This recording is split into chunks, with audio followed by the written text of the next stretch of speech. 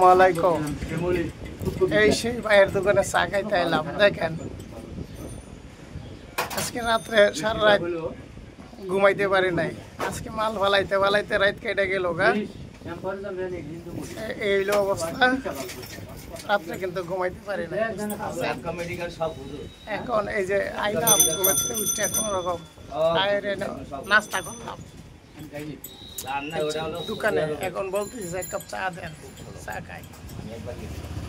হ্যাঁ দেখেন আমরা তো ভাই ঢাকা থাকি, ঢাকা থাকলে বেকার থাকি না, বিরাট পরিশ্রম করতে হয়।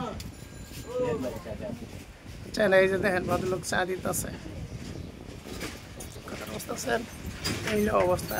সকলেই ভালো থাকবেন ইনশাল্লাহ। আমিও ভালো আছি, আপনার দোয়া। শরীরটা তেমন ভালো না, তারপর শুক্রিয়া জানাইলাম আল্লাহর কাছে। আলহামদুলিল্লাহ শরীরটা ভালো লাগতেছে।